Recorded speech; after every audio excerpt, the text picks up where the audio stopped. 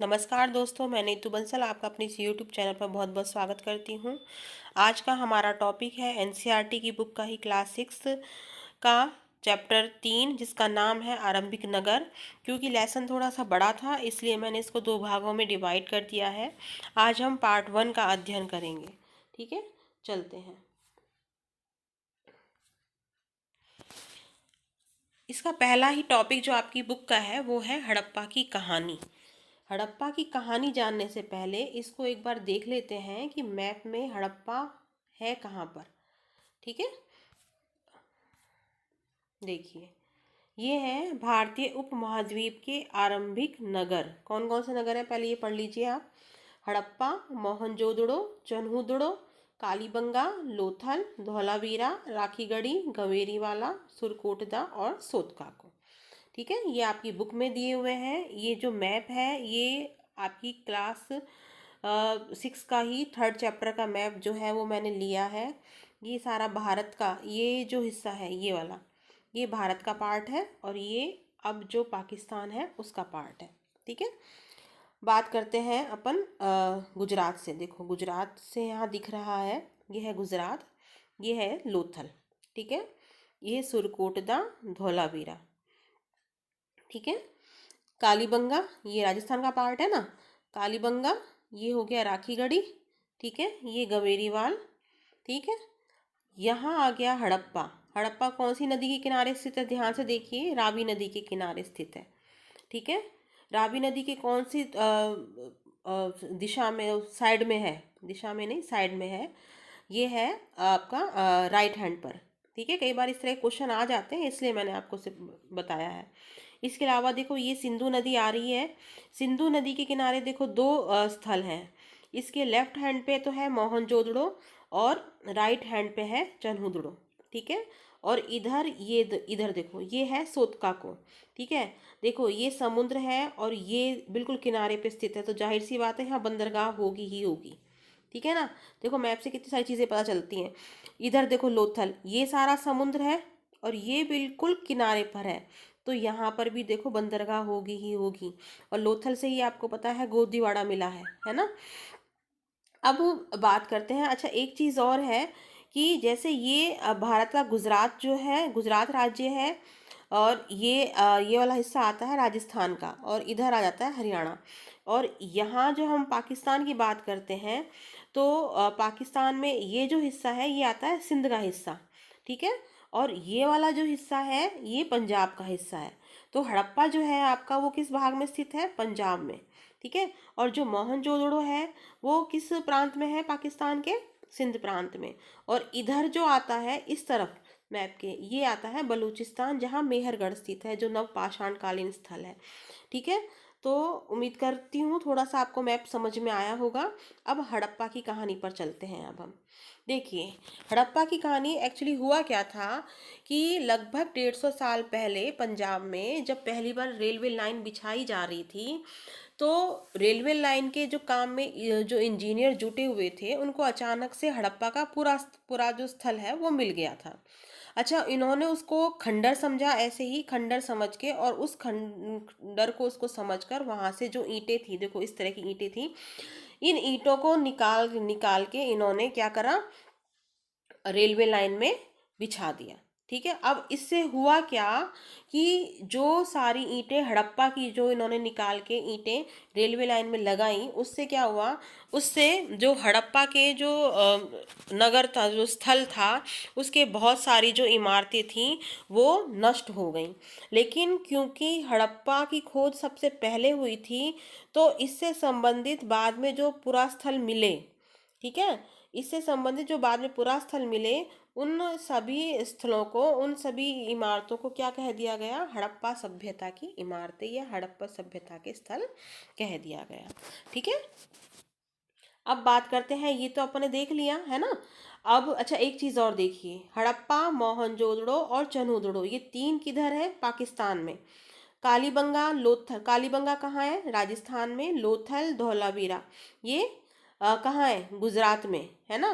तो इस तरह से आप ये जो है, ये जो स्थान है, ये स्थान कहाँ कहाँ पर स्थित है, आपको ये भी पता होना ज़रूरी है। कभी भी पूछा जा सकता है आपसे एग्जाम में। ठीक है। अच्छा, अब बात करते हैं भारतीय उपमहाद्वीप के आरंभिक नगर। देखिए, अभी अपन ने देखा था ये कहाँ कहाँ पर है। देखिए, ये इंडिया है और ये पाकिस्तान है। ये अभी मैंने आपको बताया था सिंध प्रांत, ये पंजाब है और ये बलूचिस्तान है। ठीक है। तो कहाँ कहाँ पर है हड़प्पा सभ्यता के जो स्थल मिले हैं, वो आधुनिक पाकिस्तान के पंजाब सिंध प्रांत में। भारत के देखिए, अभी मैंने बताया था गुजरात हो गया, राजस्थान हो गया, यहाँ हरियाणा हो गया। ठीक है। तो इस इनमें ये स्थल हमें पाए जाते हैं हड़प्पा सभ्यता के।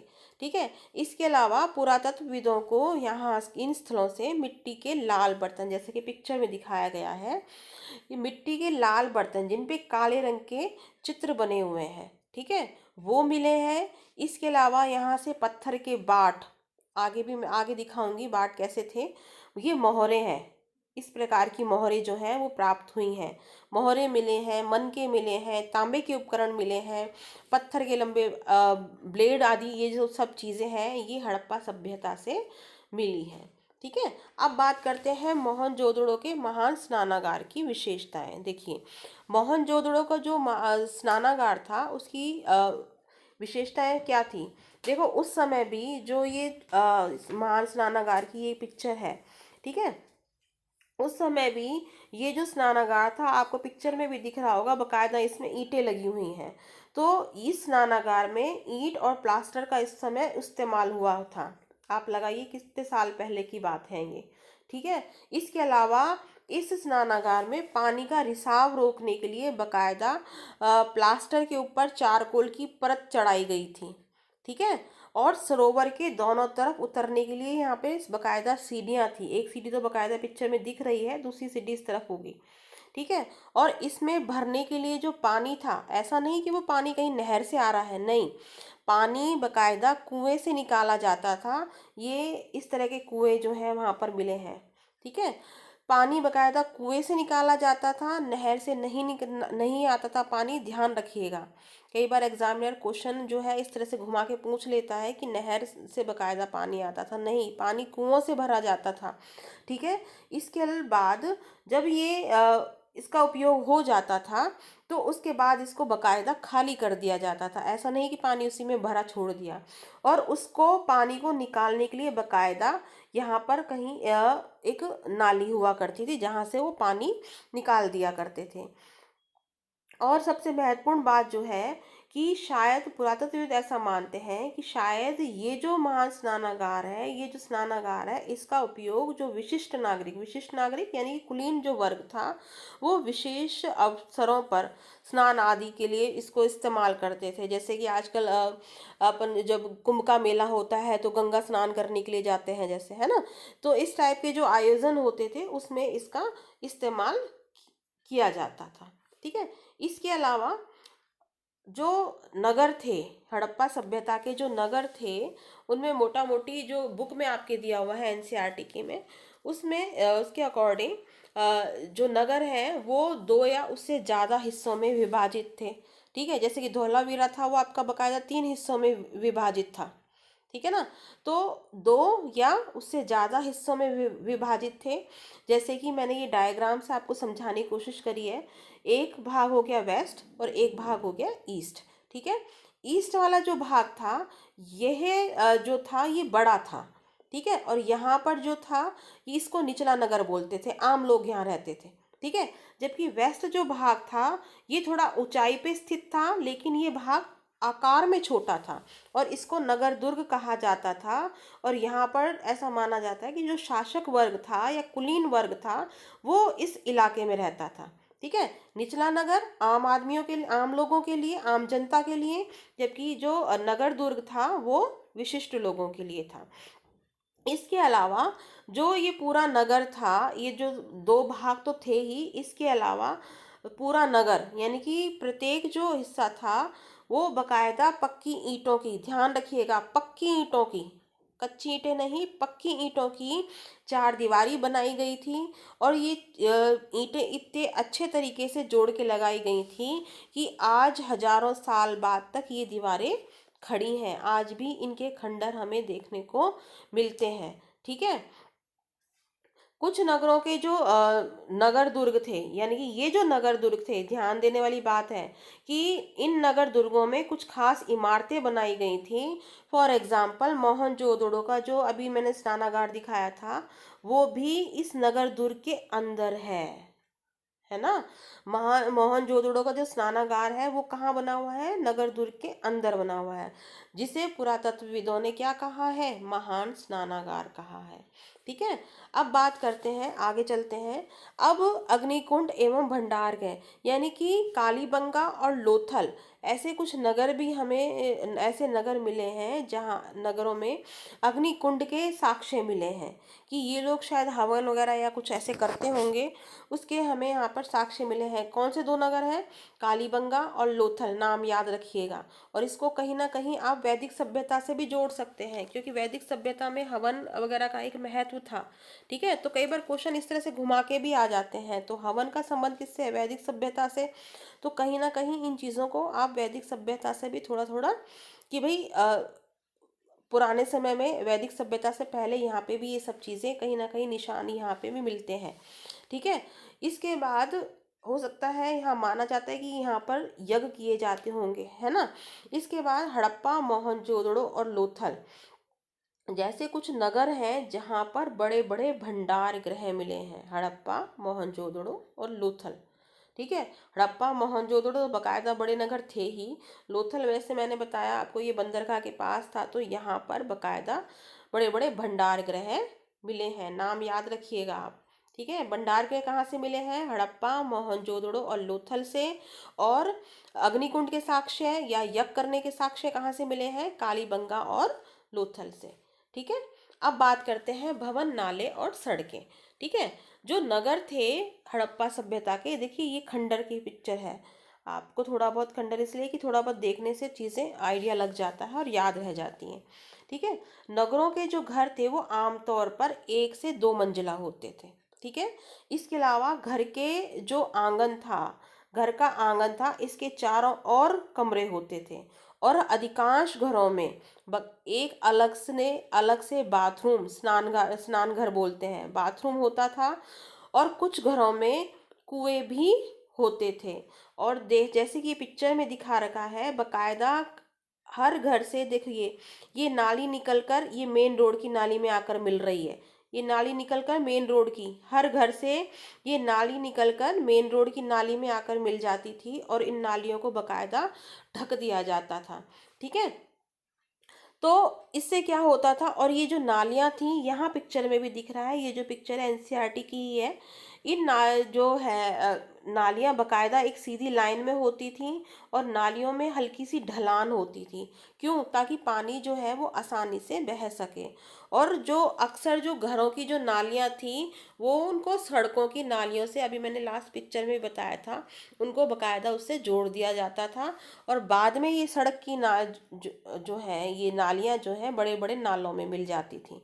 अच्छा, नाले क्योंकि ढके हुए रहते थे, और उनको जगह जगह पर इसलिए उनके जगह जगह पर मेन हॉल बनाए जाते थे, जिससे कि उनको सफाई करने में आसानी हो। ठीक है।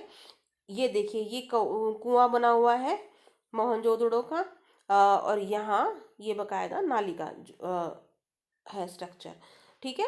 इसके अलावा एक चीज़ ध्यान देने योग्य बात है कि ये जो बकायदा नगर की जो प्लानिंग हो रही है, ये बहुत योजनाबद्ध तरीके से हो रही है। यानी कि घर और नाले और सड़कें, ये तीनों ही चीज़ें एक का निर्माण एक योजनाबद्ध तरीके से एक साथ किया जाता था। ऐसा नहीं कि पहले सड़क बन गई और बाद में शायद उन्होंने घर बनाए हो और बाद में नालियाँ निकाल दी हो घरों से, नहीं। तीनों ही चीज़ों का जो निर्माण हुआ है बहुत ही प्लानिंग से हुआ, और तीनों ही चीज़ों का निर्माण एक साथ किया गया है बकायदा प्लानिंग से। ठीक है। अब बात करते हैं नगरीय जीवन की। ऐसा पुरातत्वविद मानते हैं कि हड़प्पा के जो नगर थे उनमें बहुत ज़्यादा हलचल रहती होगी। ठीक है। और ऐसा भी हो सकता है कि ये जो लोग थे, ये ऐसे लोग रहते होंगे जो नगर की खास इमारतें बनाने की योजना में जुटे रहते होंगे। क्यों? क्योंकि व्यापारी वर्ग ज़्यादा था। तो जैसे कि स्नानागार है मोहनजोदड़ो का, एक खास इमारत ही तो है। धौलावीरा से जो स्टेडियम मिला है वो भी तो एक खास इमारत ही तो है। ठीक है। तो इस प्रकार से ये लोग जो थे बकायदा नगर की खास इमारतों की प्लानिंग में जुटे रहते थे। और जो शासक वर्ग था वो लोगों को भेजकर दूर दूर से धातु, बहुमूल्य पत्थर आदि अन्य उपयोगी जो चीजें थी वो बकायदा ये लोग मंगवाते थे। ठीक है। इन नगरों में बकायदा लिपिक होते थे, ध्यान रखिएगा, लिपिक होते थे, लिपिक जिसको क्लर्क बोलते हैं। ठीक है। ये लिपिक होते थे और ये क्या लिपिक यानी कि लिखने वाला। ठीक है। लिपिक होते थे जो मोहरों पर लिखते थे। देखिए मोहरों पर इस पे लिखा हुआ है।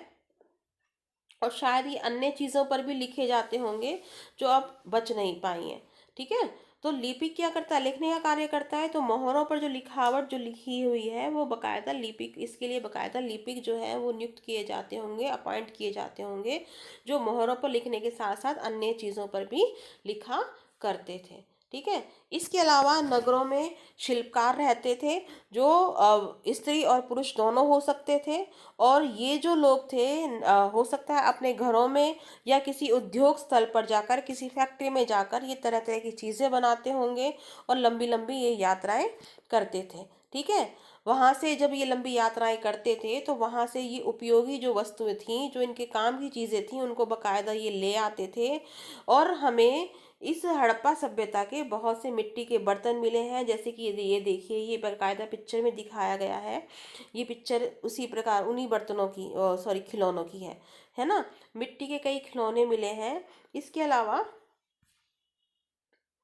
हमें यहाँ से वो हड़प्पा के जो नगर है वहाँ से एक बकायदा मुहर मिली है, जिसको उपमहाद्वीप में पाए गए लेखन का एक प्राचीनतम उदाहरण माना जाता है। ठीक है। ये जो लेख है विद्वानों ने पढ़ने की आज तक कोशिश कर रहे हैं, लेकिन अभी तक पता नहीं चल पाया कि इसमें लिखा क्या गया है।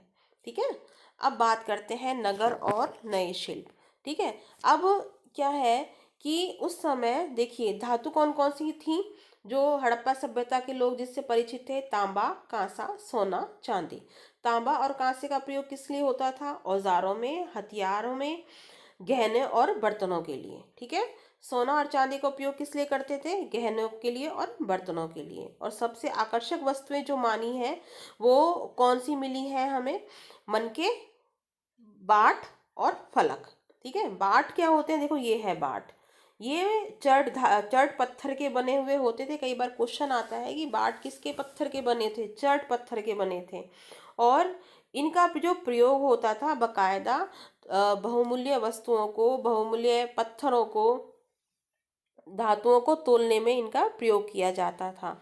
इसके अलावा जो मनके जो प्राप्त हुए हैं वो कार्नेलियन पत्थर से बने हैं। और इनमें काट छांट कर बकायदा बीच में एक छेद करके धागा डाल दिया गया है जिससे कि माला तैयार हो सके। ये वही पिक्चर है। ठीक है। इसी तरह के मनके मिले हैं। इसके अलावा फलक, देखिए ये है फलक। ये पत्थर के होते थे। ये पत्थर के पैनी धार वाले जो औजार थे उनको फलक बोला करते थे। तो ये प्राप्त हुए हैं हमें। ठीक है। इसके बाद बात करते हैं मुहर की। हड़प्पा सभ्यता से मुहरों की प्राप्ति हुई है। होता क्या था कि ये जो मोहरें थीं ये पत्थर की होती थीं और ये ज़्यादातर आयताकार होती थीं, जैसे कि ये पिक्चर में भी दिख रहा है। ठीक है। और सामान्यतः जानवरों के जो चिन्ह थे वो इन पर अंकित होते थे। ठीक है। ध्यान दीजिएगा, पत्थर की होती थी मोहरें, आयताकार होती थी डिजाइन में, और जानवरों के चिन्ह अंकित होते थे इन पर। ठीक है। इन मोहरों का, मुहावरे यहाँ पे गलत लिख गया है, मोहरों का प्रयोग जो होता था इनका ये एक तरह से सील का काम करती थी। सील होती है ना जैसे आजकल इस्तेमाल करते हैं। ये क्या करते थे कि जो सामान कहीं बाहर जाना होता था उस सामान के डिब्बे पर या थैले पर इसको चिन्हित करने के लिए इसका प्रयोग किया जाता था। क्या करते थे कि बकायदा गीली मिट्टी से इसको गीली मिट्टी पोत देते थे थैले को बंद करके, और उस पर इसकी मोहर को लगा देते थे। जैसे कि एग्जाम्पल से पता चल रहा है, ये बुक से लिया गया पिक्चर है जो आपकी एनसीईआरटी किताब से ली है। और यहाँ पर देखिए ये निशान मिल है, ये मुहर के निशान है। ठीक है। इस गीली मिट्टी पे मोहर लगा दी जाती थी। इस तरह से ये निशान आ गया ना, है ना। और इसको दूसरी जगह पर भेज दिया जाता था। अगर ये जो मोहर है ये टूटी फूटी नहीं होती तो मान लिया जाता था कि जो सामान है उसके साथ छेड़छाड़ नहीं हुई है। ठीक है। अगर टूटी हुई होती थी ये सील तो मान लेते थे कि सामान के साथ छेड़छाड़ हुई है। देखिए आज तो उस समय भी कितनी उच्च दर्जे की टेक्नोलॉजी थी इनकी। और ये मुहर की जो छाप थी इसको बोलते थे मुहर बंदी। ठीक है। इस प्रकार से बर्तन है। बर्तनों के बारे में हम पहले भी बता चुके हैं कि जो ये बर्तन है ये लाल रंग के मिले हैं और इन पे काले रंग का डिज़ाइन है। ठीक है। फिर इसके बाद बात करते हैं कपास की। देखिए कई इस तरह का कपास का फूल होता है। जैसे कि हम पहले भी कर चुके हैं कि संभवतः 7,000 साल पहले मेहरगढ़ में कपास की खेती होती थी। ठीक है। कपास की खेती के साक्ष्य कहाँ से मिलते हैं? मेहरगढ़ से। इसके अलावा मोहनजोदड़ो से, ध्यान दीजिएगा, मोहनजोदड़ो से कपड़े के टुकड़े के अवशेष कहाँ पर मिले हैं? चांदी के एक फूलदान के ढक्कन में तथा अन्य तांबे की वस्तुओं से चिपके हुए मिले हैं। यानी कि कपड़े के टुकड़े के अवशेष कहाँ से प्राप्त हुए हैं हमें? मोहनजोदड़ो से। ठीक है। फिर यहाँ से हमें पक्की मिट्टी तथा फाइंस से बनी हुई तकलियाँ और सूत मिली हैं जो उस समय सूत कताई का संकेत देती हैं। यानी कि कपड़ा बकायदा बुना जाता था। तकली कुछ इस तरह की होती थी और ये देखो ये कॉटन है, इससे ये धागा बन रहा है। ठीक है। इसके अलावा मोहनजोदड़ो से मूर्ति प्राप्त हुई है जिसने कढ़ाईदार वस्त्र पहने हैं और उसकी जो दाढ़ी है वो करीने से बनी हुई है। अब ये वस्त्र है ये भी बताता है कि उस समय जो है कपास का प्रयोग होता था। लोग वस्त्र मतलब जो शैली थी, जो इनका शिल्पकारी थी, कितनी उत्तम दर्जे की थी। दाढ़ी देखिए बिल्कुल एकदम से करीने से बनी हुई है। तो ये शिल्पकारी की एक तरह से सर्वोत्कृष्ट उत्कृष्टता को दर्शाती हैं ये चीज़ें। ठीक है। अब बात करते हैं फायंस की। फायंस होता क्या था? देखो फायंस जो होता था, पत्थर और शंख प्राकृतिक तौर पे पाए जाते हैं, ये आप भी जानते हैं। लेकिन फ्रेयंस जो होता था इसको कृत्रिम रूप से तैयार करते थे। ठीक है। नेचुरल चीज़ नहीं थी ये। इसको क्या करते थे? बालू या स्फटिक पत्थरों के चूर्ण को गोंद में मिलाकर उससे वस्तुएं बनाई जाती थीं और उसके बाद उन वस्तुओं पर एक चिकनी परत चढ़ा दी जाती थी। और इस चिकनी परत के रंग के से प्राय किस प्रकार के रंग होते थे? नीले या हल्के समुद्री हरे रंग के। ठीक है। तो ध्यान रखिएगा फेयंस क्या होता था? फेयंस कृत्रिम पदार्थ था, प्राकृतिक पदार्थ नहीं था। किससे बनता था? बालू या स्फटिक पत्थरों के चूर्ण में गोंद मिलाकर बकायदा इससे वस्तुएं बनाई जाती थी। और इसका रंग कैसा था जो चिकनी परत का? नीला या हल्का समुद्री रंग, हल्के समुद्री हरे रंग का। ठीक है। तो इस प्रकार अब ये जो है इस टॉपिक को मैं यहाँ पर अभी विराम दे रही हूँ क्योंकि फिर ये बहुत ज़्यादा बड़ा हो जाएगा तो समझने में भी थोड़ा सा कठिनाई आती है फिर। ठीक है। तो इसके बाद अब चैप्टर जो है पार्ट सेकंड लेके आऊँगी मैं। अगर आपको ये वीडियो अच्छा लगता है तो आप लाइक और सब्सक्राइब जरूर कीजिएगा और शेयर कीजिएगा अपने दोस्तों को। साथ ही साथ आप कमेंट बॉक्स पर अगर मुझे सजेशन देते हैं वीडियो को अच्छा बनाने से रिलेटेड या कोई और सजेशन देना चाहते हैं तो आप बेझिझक दे सकते हैं। आपके सजेशन मेरे लिए बहुत महत्वपूर्ण होंगे, ध्यान रखिएगा। ठीक है। चलो धन्यवाद।